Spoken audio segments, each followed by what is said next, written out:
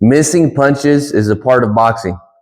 If you look at statistics, particularly from pro fights, you'll see at the end that oftentimes a good overall, they'll have an overall landing percentage of about 30%. So that's the general rule of thumb, to where if you land 30% of your punches, you're doing okay. If you're landing less than 30%, you probably struggled a little bit. If you're landing 40 or 50%, it was you had the time of your life, or you both were just sitting in there, boom, boom, boom, boom, going to war, landing everything on pretty much on each other.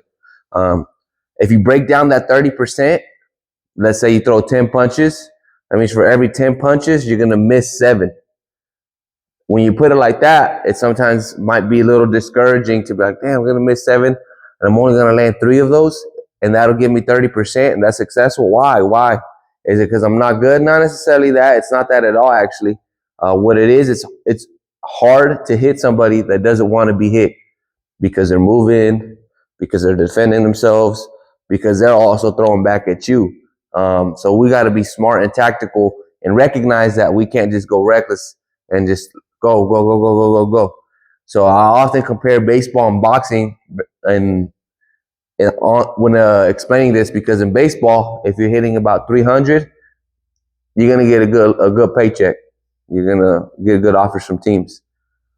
If in boxing, if you're landing 30%, you're doing solid, especially throughout a 12-round period, even in the amateurs, right? Because again, it's hard to hit somebody that doesn't want to be hit. A lot of times, though, what boxers will go through is they'll be discouraged about punching because they'll miss their first 2 punches. Let's say you throw 1, 2, boom, boom, and you can still throw one more 1 or a 3 or go to the body. But a lot of times, boxers will throw that ha ha, and then oh, I missed both.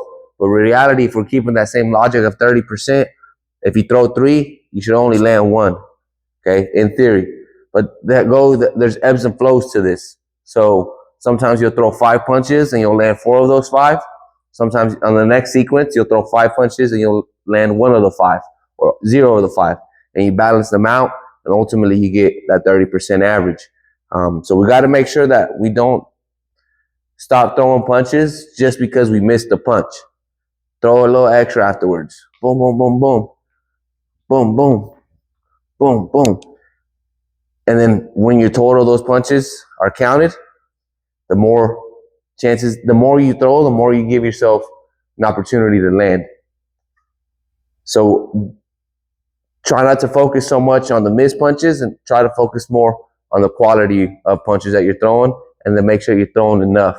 And that's going to give you the opportunity to land that 30, 40, maybe even 50%. Because again, if you're landing 50% of your punches, you're overwhelming them. It's gonna be a matter of time before boom, boom, they fall.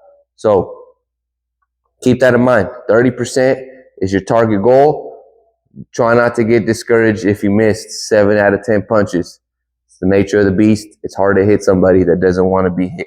But it is your job to set up with feints, with distance, with jabs, with constant pressure, with counters, to maximize your chances of doing that, of letting that 30% at least.